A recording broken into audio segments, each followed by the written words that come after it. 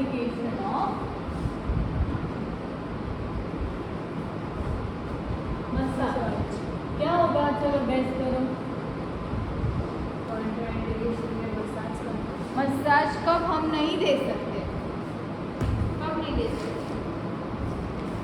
Swelling होता swelling होता क्यों? स्वेलिंग होता क्यों नहीं दे सकते?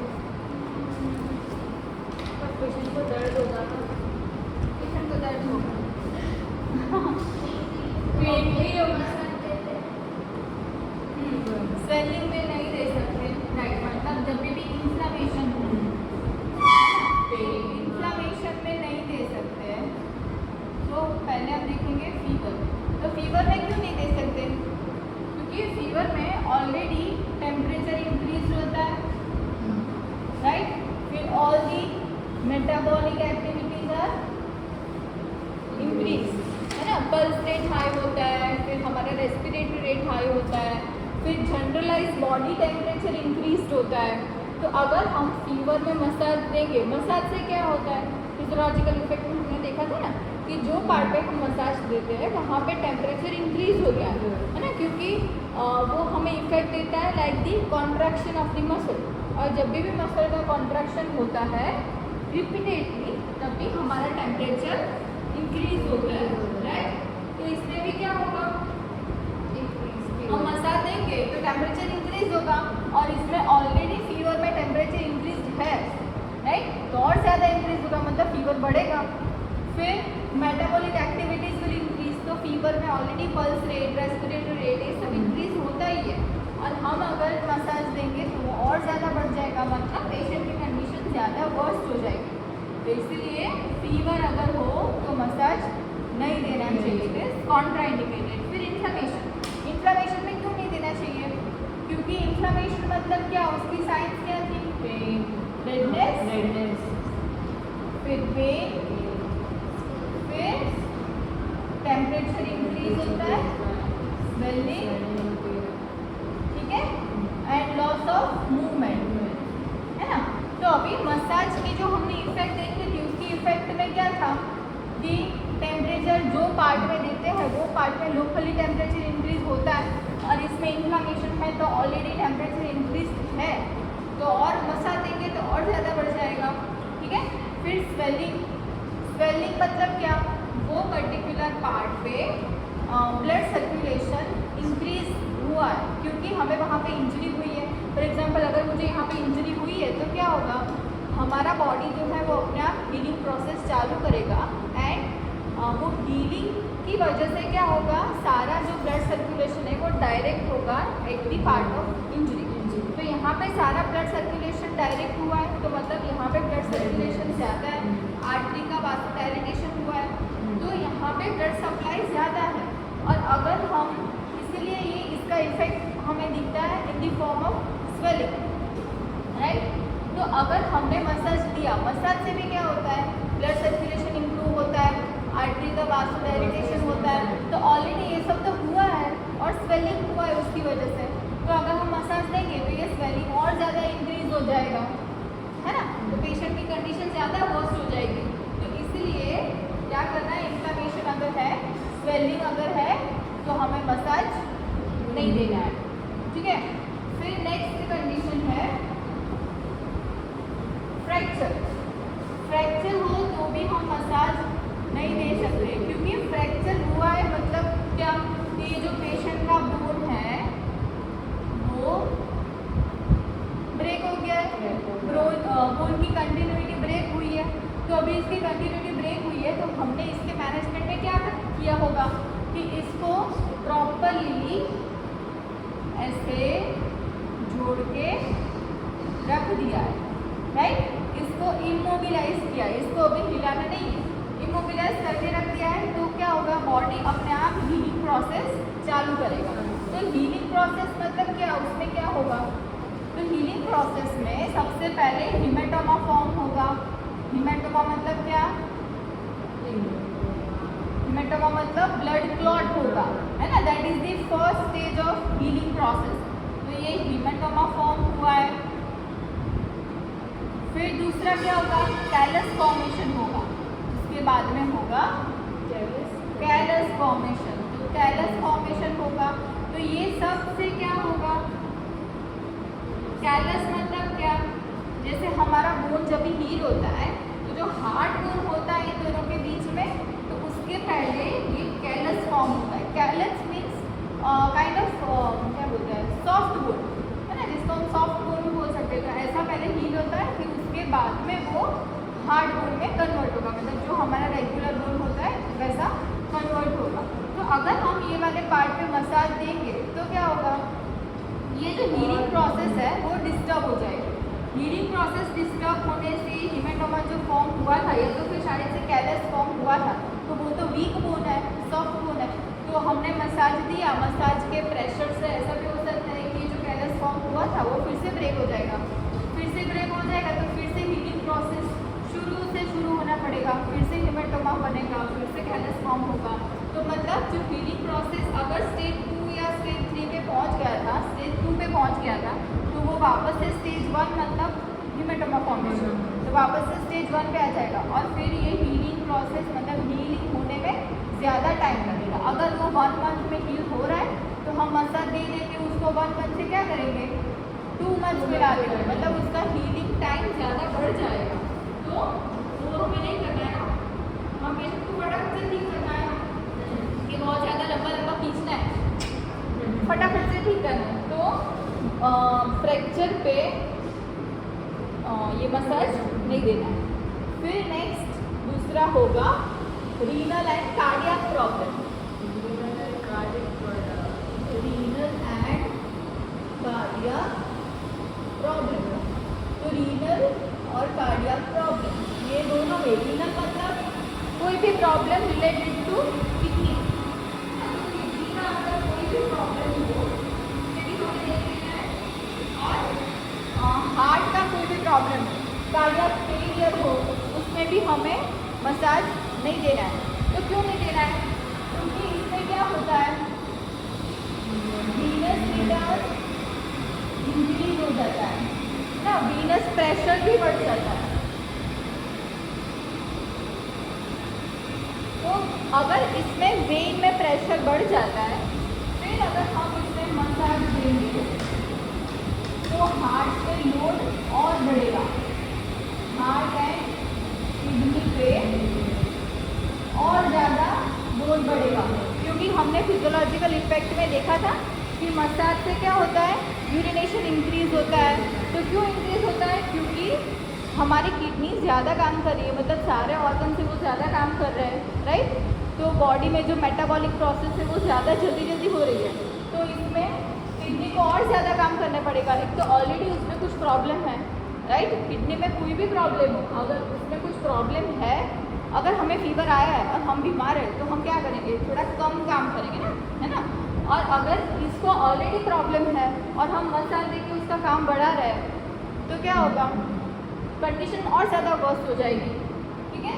फिर कार्डियक प्रॉब्लम, कार्डियक प्रॉब्लम में भी क्या होगा, हार्ट रेट बढ़ रहा है, रेस्पिरेटरी रेट बढ़ रहा है, तो ऑलरेडी हार्ट पे ज़्यादा लोड आ रहा है, वीनस प्रेशर इंक्रीज्ड है, मतलब हार्ट काम नहीं कर रहा है उतना जितना ब्लड उसके पास जा रहा है ना, जितना ब्लड हार्ट के पास जा रहा है तो हार्ट को उसको पंप करना है, फिर लंग्स में भेजना है फॉर द प्यूरिफिकेशन, फिर लंग्स से जो आएगा उसको वापस से भेजना है पेरिफेरल रीजन में, तो उसको काम ज़्यादा करना है। मसाज करें तो हम उसको और ज़्यादा काम देंगे, है ना, तो ओवरवर्क हो जाएगा हार्ट के पास भी। तो इसलिए जब भी रीनल और कार्डियक प्रॉब्लम हो तभी मसाज नहीं देना है, नहीं तो कंडीशन और ज़्यादा वर्स हो जाएगी। फिर नेक्स्ट है deep x-ray therapy. Deep x-ray therapy, deep x-ray therapy, हाँ, डीप एक्सरे थेरेपी कब यूज़ करते हैं, हाँ, कब यूज़ करते हैं ये एक्सरे और एक्सरे थेरेपी, क्या डिफरेंस है, इस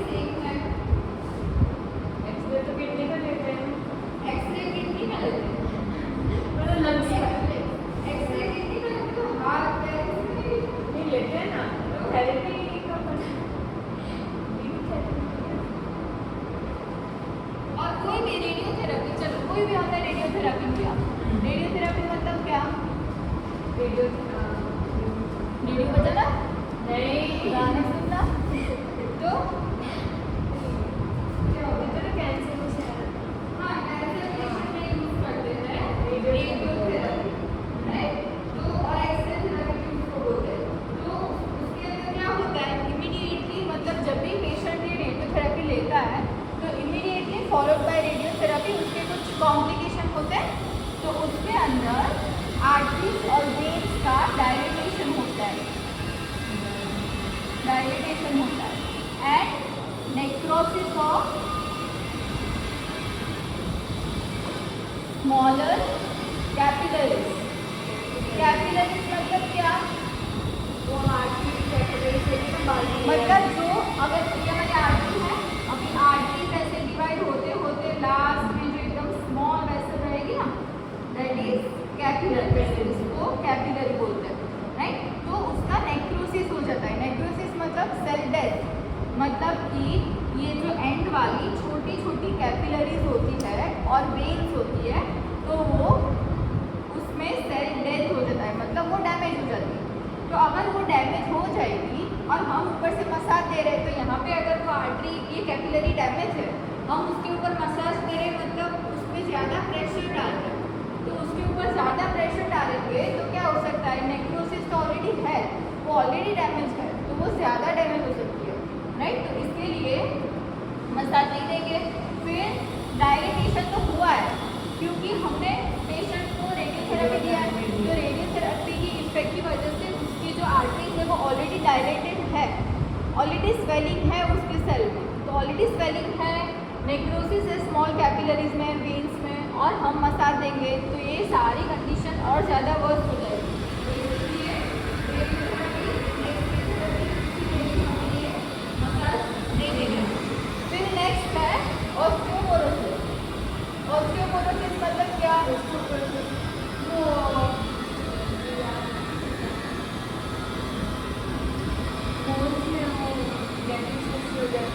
हाँ, because of the calcium deficiency और विटामिन डी डेफिशिएंसी हमारे जो बोन्स है वो वीक हो जाता है ना, फ्रेजाइल हो जाते हैं। तो बोन में वीकनेस है, बोन जो है वो ऑलरेडी फ्रेजाइल है, ऑलरेडी वीक है, और उसमें हम ज़्यादा प्रेशर देंगे, और ये जनरली एल्डरली फीमेल में ज़्यादा चांसेस रहते हैं। उसमें क्या होता है, कैल्शियम कम रहता है और विटामिन डी भी कम होता है, तो भी हो सकता है। विटामिन डी का क्या कनेक्शन है इससे? क्योंकि विटामिन डी क्या करता है, कैल्शियम का एब्जॉर्प्शन के लिए विटामिन डी इज इम्पॉर्टेंट। अगर हमारे पास कैल्शियम है पर विटामिन डी नहीं है तो क्या होगा, ये कैल्शियम जो है वो एब्जॉर्ब ही नहीं होगा बॉडी में। तो अगर ये कैल्शियम बॉडी के अंदर एब्जॉर्ब नहीं होगा तो हमारा बॉडी उसको यूज़ नहीं कर पाएगा, राइट? तो vitamin D is important for the absorption of calcium. इसीलिए देखो कैल्शियम की कोई भी टैबलेट रहेगी तो उसके अंदर विटामिन डी रहेगा साथ में, या तो फिर अगर डॉक्टर ने कभी देखा होगा विटामिन कैल्शियम दिया तो साथ में विटामिन डी की टैबलेट भी देंगे। तो क्यों देते हैं? क्योंकि कैल्शियम के एब्जॉर्प्शन के लिए विटामिन डी चाहिए। तो अगर इन दोनों में से कुछ भी डेफिशिएंट है हमारे बॉडी में तो after some years it can lead to osteoporosis, मतलब फ्रेजाइल बोन और weak bone because of the deficiency of vitamin D और कैल्शियम। तो अभी ये बोन ऑलरेडी वीक है, फ्रेजाइल है, और हम उसके ऊपर प्रेशर देंगे तो क्या होगा, बोन जो है वो और वीक नहीं हो जाएंगे, वो टूट जाएंगे, मतलब फ्रैक्चर हो जाएगा, राइट? तो massage on the fragile bone can lead to fracture, इसलिए हमें मसाज नहीं देना है। फिर है हेयर स्किन।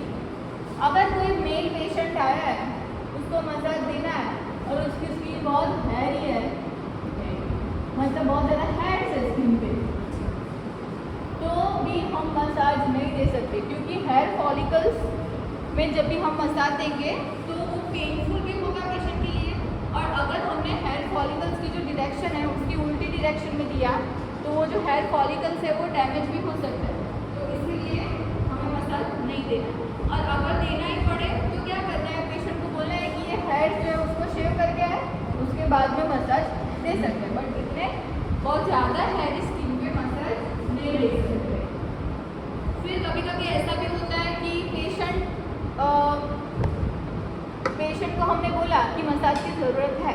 ठीक है। अगर उसको यहाँ पे हाथ पे कुछ भी हुआ है, इस पर मसाज की ज़रूरत है, राइट, पर वो पेशेंट रेडी नहीं है मसाज करवाने के लिए, क्योंकि बहुत सारे पेशेंट होते हैं ना जो थोड़े ऐसे कंजर्वेटिव होते हैं या तो फिर वो कंफर्टेबल नहीं होते, राइट। तो अगर पेशेंट रेडी नहीं है तो भी हमें मसाज नहीं देना। तो क्या है? फिर नेक्स्ट है स्किन डिजीज।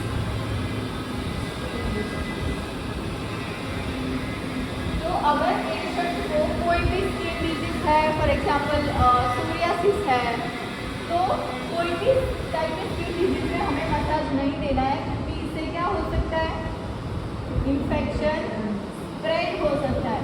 क्योंकि बहुत सारे स्किन डिजीज ऐसे होते हैं जो स्प्रेड होते हैं, है ना। तो हमने अगर यहाँ पे स्किन डिजीज है, मैंने यहाँ से ऐसे ऐसे मसाज दिया, तो यहाँ से वो आगे सर्कुलेशन में जाके स्प्रेड भी हो सकता है।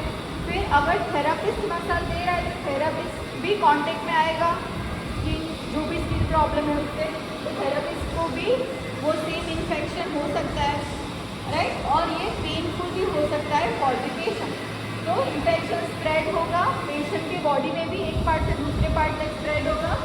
फिर it can lead to cross infection to the therapist. Cross infection therapist को भी लग सकता है, और दूसरा इट कैन बी पेनफुल। तो ये 3 प्रॉब्लम्स की वजह से हम कोई भी स्किन डिजीज में मसाज नहीं दे सकते, इट इज नॉट बेनिफिट। फिर नेक्स्ट है ओपन वुंड। ओपन वुंड मतलब क्या? वो खुले जगह, हाँ खुले जगह ठीक है। तो अगर वुंड है, किसी को कोई गिर गया, लगा है, एक्सीडेंट हुआ है, वहाँ पे लगा हुआ है, ओपन वुंड मतलब ऐसे नहीं, अगर छोटे बच्चे देखा होगा ऐसे गिर गए तो ऐसे स्किन छिल जाती है, स्किन जो है वो ऊपर निकल जाती है और नीचे का जो रेड पार्ट आपको ऐसे दिखेगा थोड़ा सा, है ना, तो उसको बोलते हैं ओपन वुंड। क्योंकि वो ओपन है, it is open with the external environment. तो एक्सटर्नल एनवायरनमेंट के साथ वो बैक्टीरिया भी एक्सटर्नल एनवायरनमेंट से हमारे बॉडी के अंदर जा सकते हैं, डर्ट भी ला सकती है, तो इसको बोलते हैं ओपन वुंड। तो अगर ऐसा ओपन वुंड है और इसमें हम लोगों ने मसाज दिया तो क्या होगा? वुंड मतलब इंजरी, राइट। अभी इंजरी होगा तो हीलिंग प्रोसेस की वजह से इंजरी में क्या होगा? इन्फ्लामेशन होगा ही। कहीं पे भी इंजरी है तो इन्फ्लामेशन तो होगा ही ना, क्योंकि हमारी बॉडी हीलिंग प्रोसेस चालू करेगी तो हेमेटोमा फॉर्म होगा। फिर जो हमने मैकेनिज्म देखा था कि वासोडाइलेटेशन होगा, राइट, स्वेलिंग होगा, इन्फ्लामेशन की वो तो साइन है सब, तो वो सब प्रेजेंट होगा ही, राइट। तो ये सब में हम मसाज देंगे तो क्या होगा? और ज़्यादा वासोडाइलेटेशन होगा, स्वेलिंग और बढ़ेगा, पेशेंट के लिए भी वो पेनफुल होगा, राइट। तो इन शॉर्ट पेशेंट का जो वुंड है वो और ज़्यादा बढ़ जाएगा, पेशेंट का पेन भी बढ़ जाएगा। तो इसलिए ओपन वुंड है तो मसाज नहीं देना। फिर नेक्स्ट है मालिग्नेंसी। मालिग्नेंसी मतलब क्या? कैंसर में होता है, हाँ कैंसर का होता है। मतलब जो ट्यूमर होता है, 2 टाइप के होते हैं, एक तो बेनाइन मालिग्नेंसी। तो बेनाइन ट्यूमर मतलब क्या? एक साइड ही रहता है, एक साइड रहता है। बेनाइन ट्यूमर मतलब नॉन कैंसरियस जो ट्यूमर होता है उसको बेनाइन ट्यूमर बोलते हैं। मतलब वो हम लोग नॉर्मल लैंग्वेज में बोलते हैं ना, कभी कभी ना जो गांठ होती है तो डॉक्टर बोलते हैं ना कि ये कैंसर वाली गांठ नहीं है, सादी गांठ है, मतलब बेनाइन ट्यूमर। और कैंसरियस मतलब ये मालिग्नेंसी, मतलब वो कैंसर वाली गांठ है ना। हाँ, तो ये जो मालिग्नेंसी होती है it can spread to other body parts. तो मसाज देते हैं तो क्या होता है, जहाँ पे ट्यूमर है अगर हमने वो पार्ट पे मसाज दिया तो वहाँ पे सर्कुलेशन इम्प्रूव होगा, वहाँ पे सर्कुलेशन इम्प्रूव होगा तो मतलब वहाँ से जो कैंसरियस पार्ट है वो सर्कुलेट होके बॉडी में जाएगा, तो वो दूसरी जगह पे भी कैंसर को स्प्रेड करेगा। तो इसीलिए जहाँ पे भी मालिग्नेंसी है वहाँ पे वो पर्टिकुलर लोकल एरिया पे हम मसाज नहीं दे सकते। फिर है पॉइजनियस फोकाई। पॉइजनियस फोकाई मतलब क्या? पॉइजनस फोकाई मतलब अगर किसी को स्नेक बाइट हुआ है, स्नेक बाइट हुआ है मतलब मॉस्किटो बाइट हुआ है, mosquito bite is not that much dangerous, तो हम उसको कंसिडर नहीं करेंगे, पर इसमें मॉस्किटो बाइट भी आता है ना। तो अगर किसी को स्नेक बाइट हुआ है या तो फिर मॉस्किटो बाइट हुआ है तो उसमें क्या होगा? इसमें भी सेम स्नेक का एग्जाम्पल लेके सोचो कि किसी को स्नेक बाइट हुआ है और वो पर्टिकुलर रीजन पे अगर हम मसाज देंगे तो सेम इसका वाला ही मैकेनिज्म आएगा कि सर्कुलेशन इम्प्रूव होगा, सर्कुलेशन इम्प्रूव होके ये जो स्नेक का जो पॉइजन होगा वो हमारे बॉडी पार्ट में सर्कुलेट होगा। तो इसीलिए स्नेक बाइट या तो फिर कोई भी पॉइजनियस चीज़ है वहाँ पे हमें मसाज नहीं देना है, ठीक है। दूसरी कंडीशन जैसे प्रेगनेंसी, तो प्रेगनेंसी में हम अब्डोमेन पे मसाज नहीं दे सकते, उसमें भी कुछ प्रिकॉशन लेने होते हैं। तो प्रेगनेंसी में स्पेशली फर्स्ट ट्राइमेस्टर में, प्रेगनेंसी में कितने ट्राइमेस्टर होते हैं? कितने ट्राइमेस्टर होते हैं? 9 ट्राइमेस्टर, 9 ट्राइमेस्टर होते हैं। कितने ट्राइमेस्टर होते हैं? क्या पता नहीं। ट्राइमेस्टर मतलब क्या? सेमेस्टर मतलब क्या? सेमेस्टर जो डिवाइड होते हैं क्या सब्जेक्ट, सेमेस्टर कितने मंथ्स का होता है? 6 मंथ 2 मंथ से होते हैं। 6 मंथ। तो वैसे ट्राइमेस्टर मतलब कितने मंथ? ट्राई मतलब 3, ट्राई मतलब 3, तो ट्राइमेस्टर होता है 3 मंथ का, सेमेस्टर होता है 6 मंथ का, और ईयर मतलब ईयर तो 12 मंथ्स, राइट। तो ट्राइमेस्टर मतलब 3 मंथ। तो pregnancy is divided into 3 trimester. तो फर्स्ट ट्राइमेस्टर मतलब 1 to 3 मंथ्स, सेकेंड ट्राइमेस्टर मतलब 4, 5, 6 मंथ्स, एंड थर्ड ट्राइमेस्टर मतलब 7, 8, 9, है ना। तो ऐसे प्रेगनेंसी डिवाइड होती है 3 ट्राइमेस्टर में। तो वैसे specially in the first trimester massage is contraindicated on the abdomen. Abdomen पे हम नहीं दे सकते, otherwise it can lead to miscarriage. तो इसलिए प्रेगनेंसी फर्स्ट ट्राइमेस्टर में हम मसाज नहीं दे सकते, इट इज कॉन्ट्राइंडिकेटेड, ठीक है। कोई डाउट अभी इसमें? नो डाउट, सब समझ में आ गया? डाउट है तो बोलो। तो चलो कॉन्ट्राइंडिकेशन में क्या क्या था? फर्स्ट था फीवर, इन्फ्लेमेशन, ये सब का मैकेनिज्म धीरे धीरे माइंड में याद करते जाना। कुछ याद नहीं आया तो बोला। फ्रैक्चर, क्योंकि ये हीलिंग प्रोसेस को डिस्टर्ब करता है। फिर लीगल एंड कार्डियक प्रॉब्लम्स में भी नहीं दे सकते क्योंकि उसमें ऑलरेडी वीनस प्रेशर इंक्रीज होता है। फिर हम अगर देंगे तो इसके ऊपर क्या आएगा? ओवर बर्डन आ जाएगा, तो ये कंडीशन ज़्यादा वर्स्ट हो सकती है। फिर डीप एक्स-रे थेरापी और रेडियोथेरापी में नहीं दे सकते। क्यों? क्योंकि उसमें ऑलरेडी स्मॉलर कैपिलरीज और वेन का नेक्रोसिस हुआ है। फिर इसमें इसकी इफेक्ट में डायलिटेशन भी हुआ है, तो अगर हम देंगे मसाज तो ये जो स्मॉल आर्टरीज हैं वो डैमेज हो सकती है, इसलिए नहीं देना है। फिर ऑस्टियोपोरोसिस, क्योंकि उसमें बोन्स वीक है तो फ्रैक्चर हो सकता है, इसीलिए इसमें नहीं देना है।